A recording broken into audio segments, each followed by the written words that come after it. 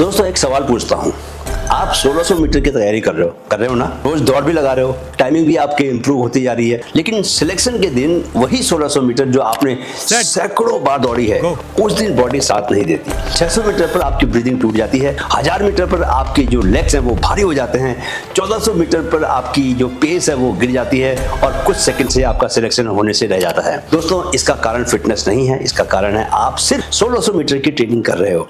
जो candidate 3200 metre को weekly training में शामिल करते हैं वे 3200 तो अच्छा करते ही हैं, उनके लिए 1600 मीटर भी क्या रह जाती है, एक वार्म अप बन जाती है, एक फॉर्मेलिटी रह जाती है। यह ऐसा ही है दोस्तों कि जैसे मैं हमेशा फुल मैराथन दौड़ता हूं तो हाफ मैराथन दौड़ने के लिए मैं ट्रेनिंग भी नहीं करता, अपनी फुल मैराथन को याद करके ही मैं हाफ मैराथन को पूरा कर लेता हूं।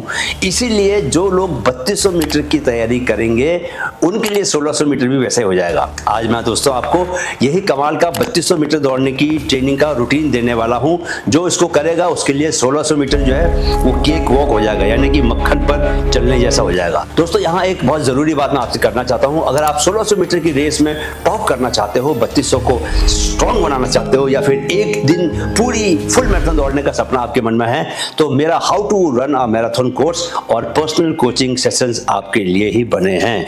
Detailed pacing strategy, personalized training plans, injury prevention, race day execution, वो सब जो यूट्यूब पर नहीं बताया जा सकता, लिंक डिस्क्रिप्शन बॉक्स में है, अभी ज्वाइन कीजिए, मैं आपको वही सब बातें बताने वाला हूं अगर आप उसे ज्वाइन करते हैं तो। चलिए अब आते हैं 3200 मीटर दौड़ने की फिजियोलॉजिकल रियलिटी। दोस्तों डफील्ड और डॉसन की 2003 की रिसर्च, जिन्होंने एक्चुअली एथलीट्स पर 3000 मीटर रेस में एनर्जी को मेजर किया, उन्होंने ये पाया कि यह रेस 86 to 90% एरोबिक और केवल 10 से 14% एनएरोबिक होती है।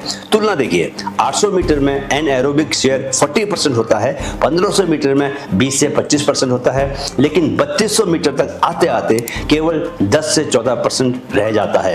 एरोबिक और एनारोबिक के बीच फर्क आप जानते होंगे, मैं कई बार बता चुका हूं। दोस्तों जब दौड़ते हुए ऑक्सीजन आपको पूरी पड़ती है, यानी कि उसमें कोई दिक्कत नहीं होती आपको ऑक्सीजन मिलने में, तब आप एरोबिक जोन में ट्रेनिंग कर रहे होते हैं। जब आपकी सांस उखड़ती है और आपके लिए ऑक्सीजन कम पड़ती है, आप जोर जोर से सांस लेते हो, तब आप एनएरोबिक जोन में चले जाते हो। यानी कि 3200 मीटर एक एरोबिक रेस है और जैक डेनियल्स का फ्रेमवर्क कहता है कि 3200 मीटर वो ड्यूरेशन है दोस्तों जहां बॉडी अपनी मैक्सिमम VO2 मैक्स पर काम करती है। इसका सीधा मतलब है कि जो एरोबिक इंजन स्ट्रॉन्गेस्ट होगा वही रेस को जीतेगा।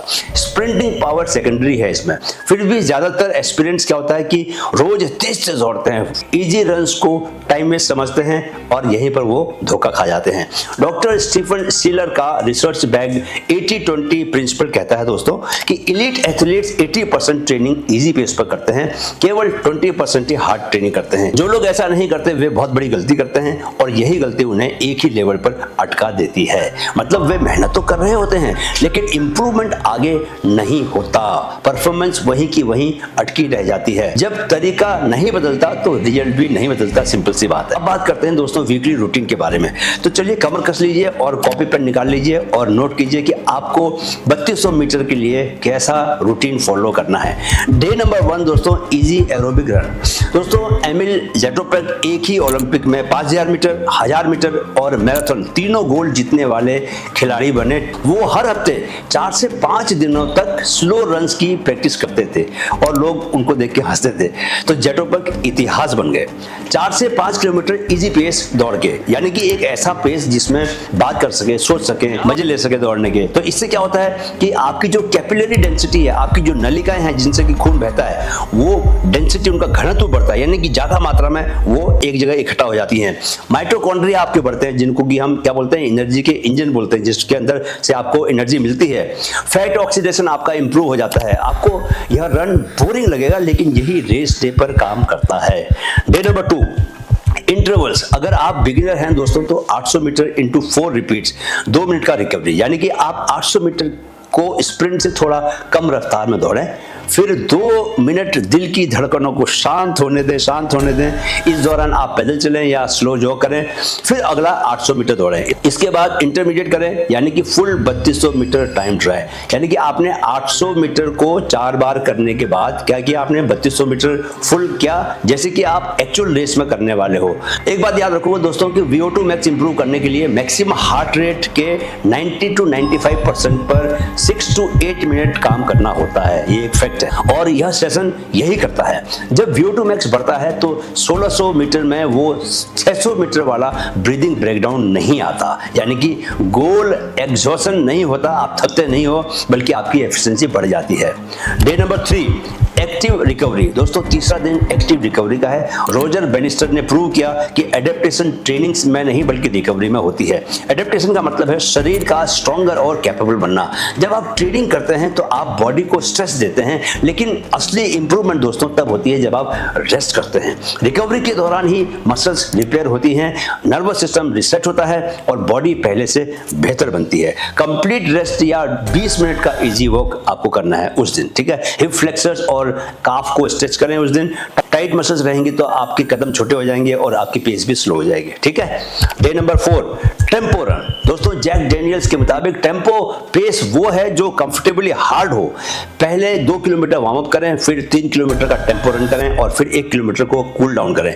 इजी पेस अगर आपकी 630 है तो टेम्पो का पेस हो जाएगा दोस्तों 520 to 540। यह लैक्टेट थ्रेशोल्ड रेज करता है। लैक्टेट थ्रेशोल्ड का मतलब होता है वह स्पीड या इंटेंसिटी जहां से शरीर जल्दी थकने लगता है। जब हम कहते हैं कि यह लैक्टेट थ्रेशोल्ड रेज करता है तो मतलब यह होता है कि अब आप ज्यादा तेज पेस पर भी बिना जल्दी थके दौड़ सकते हैं, यानी बॉडी एसिड बिल्टअप को बेहतर तरीके से संभालना सीख जाती है। 1600 मीटर में 1200 मीटर के बाद जो पेस गिरती है दोस्तों वो लैक्टेट बिल्टअप ही होता है। टेम्पो रन उसे आगे धकेलता है, यानी कि आप कंप्लीट रेस के दौरान कभी भी लैक्टेट बिल्टअप के कारण जो है आप थकते नहीं हो, आप फ्रेश होकर दौड़ते हो। डे नंबर 5 में दोस्तों हिल रिपीट्स। दोस्तों केन्या के कोचेस कहते हैं hills are speed work in disguise. 8 से 10 रिपीट करने हैं। 100 से लेकर 150 मीटर की डिस्टेंस रखो। अब जब दौड़ोगे आप ऊपर की तरफ दौड़ोगे तो उसमें एफर्ट होगा और जब नीचे आओगे तब क्या होगा, रिकवरी होगा। यानी कि जब ऊपर दौड़ना है तब फुल जोर लगा के दौड़ना है और जब आपको नीचे आना है तो रिकवर करना है कि आराम से आना, ताकि नीचे पहुंचने तक आपकी जो दिल की धड़कन है वो शांत हो जाए और आप दोबारा आप ऊपर जाने के लिए तैयार हो जाओ। Journal of strength and conditioning research के मुताबिक दोस्तों 6 हफ्ते हिल ट्रेनिंग के बाद 3 किलोमीटर परफॉर्मेंस में एवरेज की बात कर रहा हूं मैं 2.9% इंप्रूवमेंट होता है। अगर 3200 मीटर की बात करें तो इसमें 20 से लेकर 25 सेकंड तक आप अपने बचा सकते हो। अगर हम 1600 मीटर की बात करें तो आप 10 से 12 मीटर अपने कम कर सकते हो बिना एक्स्ट्रा ट्रेनिंग किए हुए। अब डे नंबर 6 है लॉन्ग इजी रन। 7 से लेकर 8 किलोमीटर स्लो रन। किपचोगे दोस्तों 42 किलोमीटर के लिए 35 किलोमीटर ट्रेन करते हैं। जब आप 8 किलोमीटर दौड़ चुके होते हैं तो 3200 क्या है, बहुत छोटा लगता है और 1600 मीटर तो बस एक फॉर्मेलिटी लगती है। ही मेंटल एज सिलेक्शन डे पर आपके काम आती है। डे नंबर 7 है दोस्तों कंप्लीट रेस्ट। हार्वर्ड यूनिवर्सिटी की रिसर्च के मुताबिक स्लीप डिप्रिवेशन एथलेटिक परफॉर्मेंस को उतना हार्म करती है जितना कि माइल्ड इंजरी, यानी कि जितनी आपको चोट लगने के कारण आप दौड़ नहीं पाते उतना ही आप दौड़ नहीं पाओगे अगर आपकी नींद पूरी नहीं होगी। तो यह बॉडी का दोस्तों राइट है, अधिकार है, क्या नींद आपकी रिकवर करो, रिबिल्ड करो। अब आते हैं दोस्तों 3200 मीटर रेस की सही प्लानिंग स्ट्रेटेजी पर, क्योंकि 1600 मीटर और 3200 मीटर की स्ट्रेटेजी बिल्कुल अलग होती है। 3200 मीटर में स्पीड से ज्यादा जरूरी है कंट्रोल, रिदम और मेंटल टफनेस। पहले 400 मीटर में एक्साइटमेंट को कंट्रोल करो, स्प्रिंट मत करो। जो रनर शुरुआत में बहुत तेज भागता है वही अक्सर आखिरी 800 में टूट जाता है। टारगेट पेस से थोड़ा सा भी तेज मत जाओ, रेस यही नहीं जीती जाती। 400 से 1600 मीटर रिदम और इकोनॉमी। अब 1 से लेकर 4 लैप तक दोस्तों अपनी स्टडी रिदम को पकड़ के रखो, बस उसी रिदम पर भागना है। इनको सेटल कर लो। 2 स्टेप्स इनहेल करो, 2 स्टेप्स एक्सहेल करो। शोल्डर्स को लूज रखो, जॉज आपके जबड़े रिलैक्स रहेंगे, आपकी जो स्ट्राइड है, कदम है वो बहुत स्मूथ हो जाएंगे।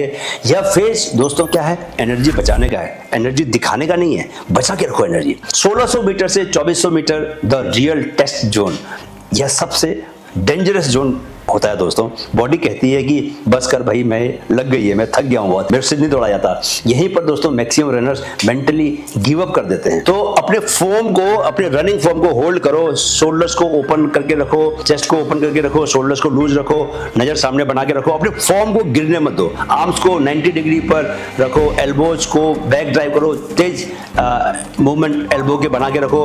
अपने आप से कहो मैं कंट्रोल में हूँ, पेन टेम्परेरी है, सिलेक्शन परमानेंट है। कि सिलेक्शन अगर हो गया तो जिंदगी बन जाएगी, अगर ये पेन तो मैं थोड़ा सह सकता हूँ। कितनी देर तक पेन होगा? थोड़ी देर तक होगा। कितने देर होगा? मतलब 30 सेकंड होगा, 40 सेकंड होगा, लेकिन जिंदगी तो हमेशा के लिए खुशहाल हो जाएगी ना। 2400 से 2800 मीटर दोस्तों, इसको बोलते हैं पोजिशनिंग फेज। अब रेस शेप ले रही है, धीरे धीरे पेस बढ़ाना शुरू करो। कॉम्पिटिटर्स की बॉडी लैंग्वेज को बोलो कौन टूट रहा है, यही साइकोलॉजिकल एडवांटेज बनता है। लास्ट के 400 मीटर दोस्तों एकदम कंट्रोल्ड एग्रेशन। अब जो बची हुई एनर्जी है उसको सबको बाहर निकाल दो। आर्म्स को फास्ट ड्राइव करो, नीज लिफ्ट को बढ़ा दो, अपने स्ट्राइड लेंथ को थोड़ा खोल दो। यहां दिमाग जीतता है, बॉडी फॉलो करती है। जो माइंड में सोचोगे आप वही बॉडी करेगी। याद रखो दोस्तों, 3200 मीटर की रेस पहले लैप में नहीं, लास्ट के 800 मीटर में जीती जाती है। Start smart, run study, finish fearless. अब जरा न्यूट्रिशन और स्ट्रेंथ का क्विक साइंस समझ लेते हैं। प्री रन दोस्तों, दौड़ने से पहले आपको केला, शहद, गुड़ कुछ भी ले सकते हैं आप। पोस्ट रन 30 मिनट्स के अंदर अंदर प्रोटीन प्लस कार्ब लेना है आपको। याद रखो कि यह विंडो मिस हुई तो रिकवरी 50% आपकी स्लो हो जाएगी। हाइड्रेशन बहुत जरूरी है। 2% वाटर लॉस का मतलब है कि आपका VO2 मैक्स 10 से 12% नीचे गिर जाएगा। रोज दोस्तों 3 से 4 लीटर का पानी पियो, नो एक्सक्यूज। वीक में 2 बार स्ट्रेंथ ट्रेनिंग करनी बहुत जरूरी है। स्क्वाट्स लगाओ, लंजेस करो, ग्लूट ब्रिजेस करो, प्लैंक्स लगाओ। स्ट्रेंथ ट्रेनिंग से डिस्टेंस रनर्स में 4 to 8% परफॉर्मेंस में इंप्रूवमेंट आता ही है। आप खुद से करके देख लो। 1600 मीटर में यह 15 से 25 सेकेंड्स का इंप्रूवमेंट लेके आएगा और 3200 मीटर में यह 30 से 50 सेकेंड्स का इंप्रूवमेंट लेके आएगा। यानी कि अगर आपने स्ट्रेंथ ट्रेनिंग की तो आपका परफॉर्मेंस अपने आप से अच्छा हो जाएगा। दोस्तों 6 हफ्ते यह स्ट्रक्चर फॉलो करो और इजी रन को सीरियसली लो, इंटरवल्स को इंटेलिजेंटली कंप्लीट करो, रिकवरी को रेस्पेक्टफुली ऑनर करो, सम्मान दो। इंप्रूवमेंट गारंटेड नहीं लेकिन फिजियोलॉजिकली इनएविटेबल है, यानी कि यह होना ही है। जो सिर्फ 1600 मीटर ट्रेन करता है वो सिलेक्शन में सर्वाइव करता है, जो 3200 मीटर ट्रेन करता है वो सिलेक्शन में डोमिनेट करता है। वीडियो अगर अच्छा लगा तो लाइक शेयर और सब्सक्राइब करो। How to run a marathon course और पर्सनल कोचिंग सेशन जिसके बारे में शुरू में बात की थी, उसका लिंक डिस्क्रिप्शन बॉक्स में है, अभी आप ज्वाइन कर लो। इंस्टाग्राम पर फॉलो करो मुझे, मेरे साथ कहो मन में है तो मुमकिन है। नमस्कार, जय हिंद।